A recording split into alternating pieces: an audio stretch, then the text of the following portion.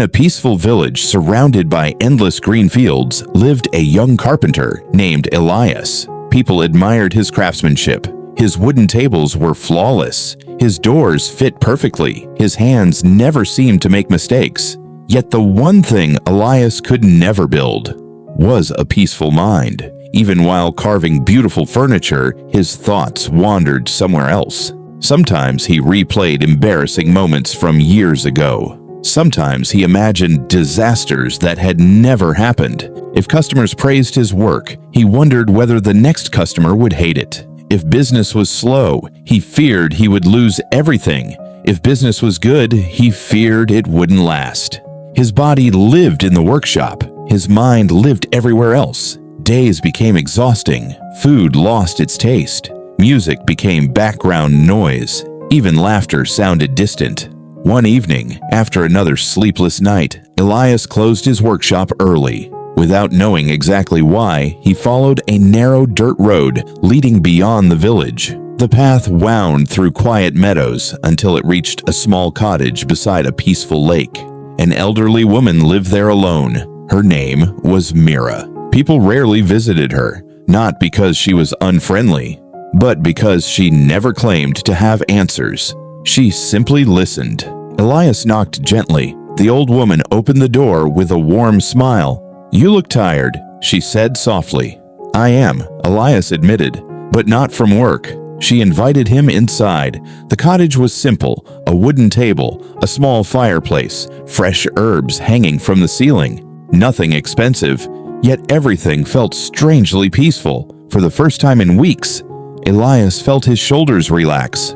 "I've tried everything," he confessed. "I've read books. I've prayed. I've worked harder. I've taken breaks. But my thoughts never stop. I keep chasing peace. And somehow it always stays one step ahead of me." Mira listened quietly. She didn't interrupt. She didn't rush to give advice. Instead, she stood up, walked into another room, and returned carrying an old glass bowl filled almost to the brim with clear water. She carefully placed it into Elias's hands. "I need one favor," she said. "Walk around the entire lake. Bring this bowl back exactly as it is. Not one drop." Elias looked confused. "That's all?" She smiled. "That's all." He stepped outside carefully. The bowl trembled slightly in his hands. The surface of the water rippled with every heartbeat. He immediately slowed his pace. Every stone beneath his feet mattered. Every movement mattered. A gust of wind brushed across the lake. He instinctively adjusted his grip. Children ran laughing along the shoreline. He stepped aside without taking his eyes off the water. Birds circled overhead. A fisherman waved from his boat. Wildflowers bloomed beside the path. The evening sky slowly turned shades of gold and crimson, but Elias barely noticed any of it. His attention never left the water. After what felt like an hour, he returned to the cottage. The bowl was still completely full. Not a single drop had spilled. Mira looked at him with gentle curiosity. "Tell me, what color were the flowers beside the lake?" Elias blinked. "I don't know." "Were the birds singing?" "I didn't notice." "How many boats were on the water?" "I have no idea." She smiled. "Good." He looked confused. "I don't understand." "Tomorrow," she said, "come back and bring nothing except your attention." The following morning, Elias returned before sunrise. Mist floated gently across the lake. The world was quiet. Only the soft sound of water touching the shore broke the silence. Mira was already outside. This time she carried no bowl. Instead, she handed Elias a small woven basket. Inside were smooth white pebbles. "I have another task," she said. "As you walk around the lake today, each time your mind leaves the present moment, move one pebble from the left side of the basket to the right." Elias frowned. "That's all?" She nodded. "That's all." He started walking. For the first few steps, everything felt peaceful. Then suddenly, his mind drifted. Did I lock the workshop? He moved one pebble. A few moments later, what if next month's orders slow down? Another pebble. Then another thought arrived. Why did I embarrass myself during that conversation last winter? Another pebble. By the time he had reached only a quarter of the lake, nearly half the basket had changed sides. Elias stopped walking. He couldn't believe it. He hadn't even noticed how often his mind escaped. Every few seconds, another thought, another worry, another memory, another imagined future. The basket quietly revealed what his mind had hidden for years. When he returned, Mira looked inside. Almost every pebble had moved. She smiled kindly. "You finally met the real thief." "The thief?" Elias asked. "Yes. Not your past. Not your future. Your habit of leaving the only moment you can actually live." Elias sat down silently. The words settled deep inside him. Mira picked up 2 cups. She poured hot tea into both. Steam slowly rose into the cool morning air. She pushed 1 cup toward Elias. "Drink." Automatically, he lifted the cup, but before taking a sip, his eyes wandered across the lake. His thoughts wandered with them. Mira gently asked, "What does your tea taste like?" Elias looked surprised. I haven't tasted it. You've been holding it for almost a minute." He slowly raised the cup again. This time, he paid attention. He noticed the warmth against his hands, the delicate scent of herbs, the gentle steam brushing against his face. The first sip, the second. It was the richest cup of tea he could remember. Nothing about the tea had changed, only his attention had. Mira smiled. "Life has been serving you moments like this every day. You've simply been too busy living somewhere else to notice." Elias stared quietly into the cup. The old woman continued, "Most people believe they are experiencing life, but much of the time, they're only experiencing their thoughts about life. They miss the sunrise because they're replaying yesterday. They miss today's conversation because they're rehearsing tomorrow. They miss the laughter of their children because their minds are arguing with someone who isn't even present. The world keeps offering beautiful moments, but distracted minds rarely accept the invitation." Elias felt something shift inside him, not because he had learned a complicated philosophy, but because he suddenly recognized his own life. He couldn't remember the last meal he had actually tasted, the last walk he had truly enjoyed, the last conversation where he had listened without preparing his next response. He hadn't lost peace. He had simply stopped paying attention to it. Mira stood and pointed toward the still surface of the lake. "When the wind settles, what happens to the water?" "It becomes calm," Elias answered. "And does the lake create calm?" He shook his head. "No. The calm was already there. The wind simply stopped disturbing it." She smiled. "So it is with your mind. Peace isn't something you manufacture. It's what remains when you stop feeding every passing thought." Elias looked across the water. For the first time, he wasn't searching for another answer. He was simply watching the morning unfold. And, strangely, that felt like enough. The sun climbed higher over the lake. Its reflection shimmered across the water like thousands of tiny stars dancing on the surface. Elias remained seated in silence. For once, he wasn't trying to fix himself. He wasn't chasing another technique. He wasn't searching for another answer. He simply breathed. Several minutes passed before Mira spoke again. "My father taught me something when I was your age. He said the human mind is like a room with many open windows." Elias listened carefully. When every window is open, the wind rushes through from every direction. Papers fly. Candles go out. Nothing stays where it belongs. But when you gently close the unnecessary windows, the room becomes peaceful again. Elias looked puzzled. "What are those windows?" Mira smiled. "Regret, comparison, fear, endless imagination, trying to control what cannot be controlled. We leave every one of them open.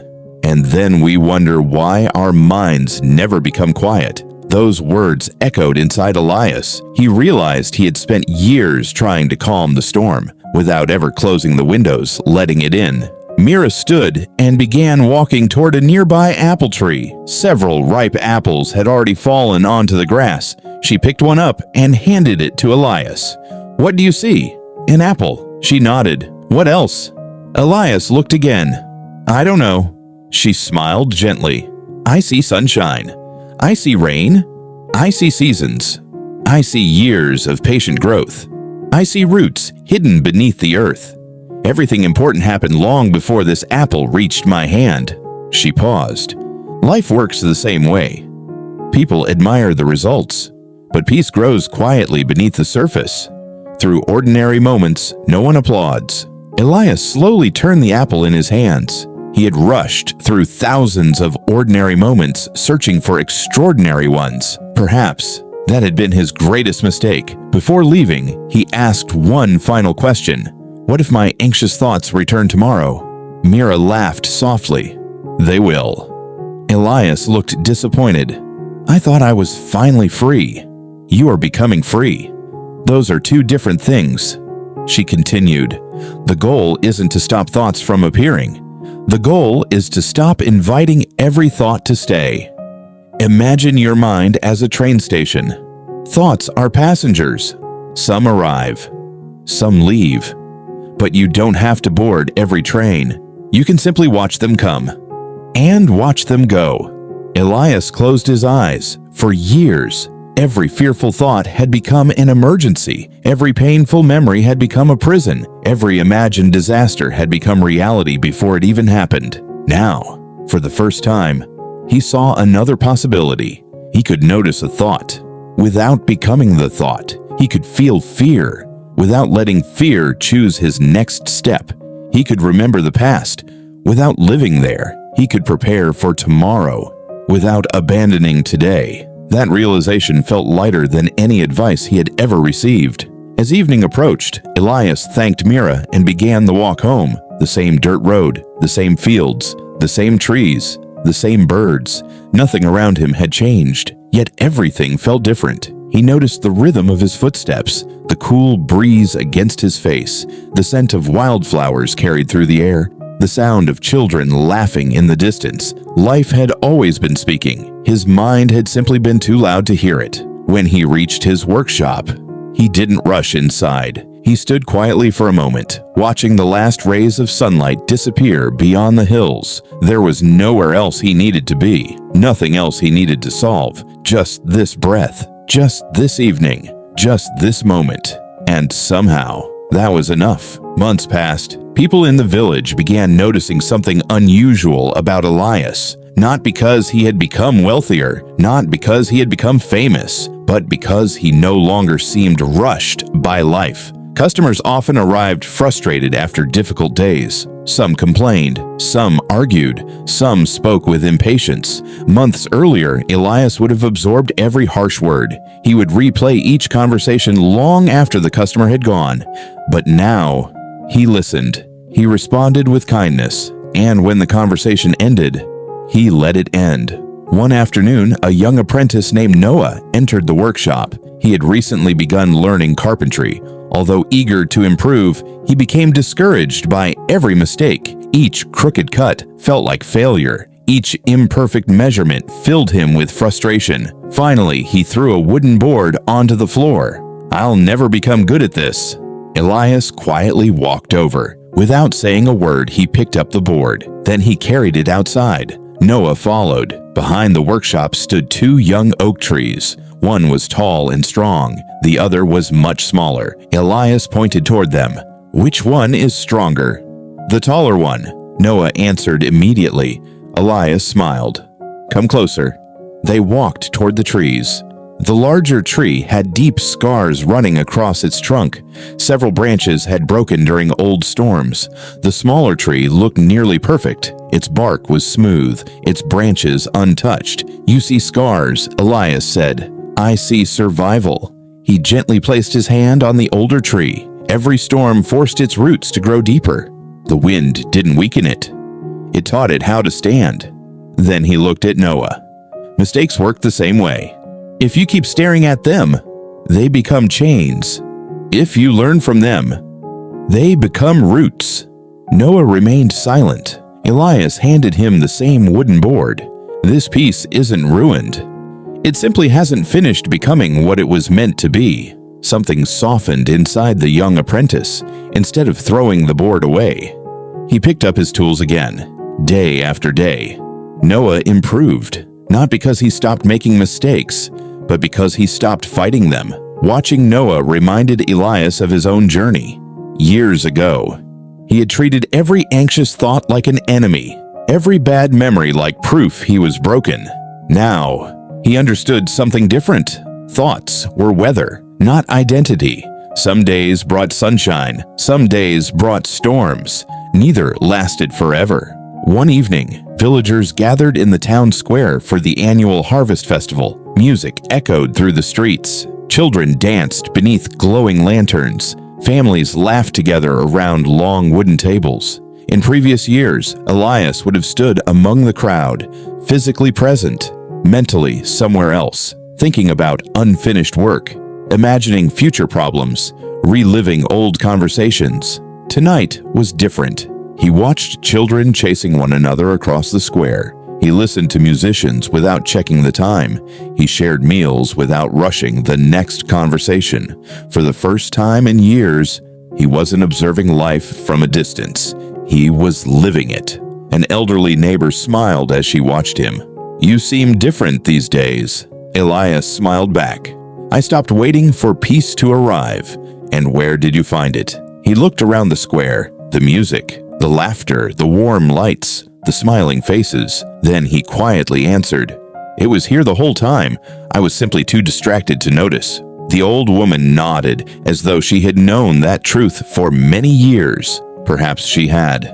That night, as Elias walked home beneath a sky full of stars, he realized something remarkable. The world had never become quieter. Life had never become easier. Problems had not disappeared. Tomorrow still carried uncertainty, but his relationship with each moment had changed, and because of that, everything else had changed with it.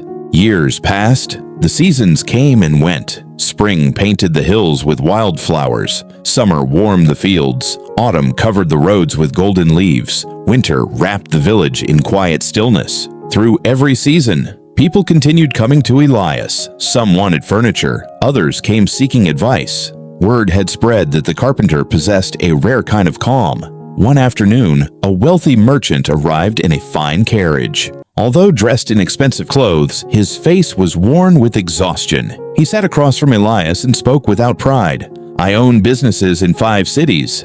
I have houses. I have servants. I have everything I once dreamed of." He lowered his head. "And yet, I cannot remember the last time I truly felt happy." Elias listened quietly. Then he stood. Without saying a word, he led the merchant into the workshop. In one corner stood an unfinished chair. Beside it lay dozens of woodworking tools. Elias picked up a hammer, then he handed it to the merchant. "Build the next piece." The merchant looked confused. "I've never built anything." "Exactly," Elias replied. Awkwardly, the merchant began following Elias's instructions. Measure, cut, sand, fit. Slowly, his attention settled onto the wood. The sound of the saw replaced the noise inside his head. The scent of fresh timber filled the room. Minutes became an hour, then another. When they finally finished, the merchant stepped back and admired the chair. For the first time that day, he smiled, not because the chair was perfect, but because for several hours, his mind had finally rested. Elias poured 2 cups of water, then asked gently, "When was the last time you forgot to worry?" The merchant searched his memory. "I don't remember." "You just did." The man looked surprised. "You weren't thinking about tomorrow. You weren't replaying yesterday. You were completely inside the work." The merchant stared at the chair. "I thought peace came after success." Elias shook his head. "No, peace is what allows success to be enjoyed. Without it, even victory feels empty." The merchant remained silent for a long time. Before leaving, he asked one final question. "If life keeps bringing problems, how do I protect my peace?" Elias smiled. "You don't protect peace by controlling life. You protect peace by returning your attention. When fear appears, return. When anger appears, return. When regret appears, return. When excitement pulls you too far ahead, return. Again. And again. And again. The present moment is always waiting." The merchant bowed deeply. As his carriage disappeared down the road, Elias watched until it vanished beyond the hills. Then he returned to his workshop. He picked up a piece of unfinished wood, placed it gently on the table, and smiled. Years ago, he had climbed a hill searching for peace. He believed someone else would give it to him. Instead, he had discovered something far greater. Peace had never been hidden inside a temple. It had never belonged to a wise teacher. It had never depended on perfect circumstances. It had quietly lived inside every ordinary moment, waiting for his full attention. Maybe that's true for us as well. We spend years chasing a calmer future while overlooking the quiet available in this very breath. We search distant places when the doorway has always been here. So today, before rushing into your next task, pause, take one slow breath, notice the sounds around you, feel your feet touching the ground. Let this single moment be enough, because a peaceful life isn't built all at once. It's built one fully lived moment at a time. Now, I'd love to hear from you. When was the last time you were completely present? Share your answer in the comments. Someone reading it might discover the reminder they needed today. If this story brought a little more calm into your heart, leave a like, share it with someone whose mind has been carrying too much, and subscribe for more original stories that help you see life from a different perspective. Until next time, take care of your attention, because wherever your attention lives, your life follows.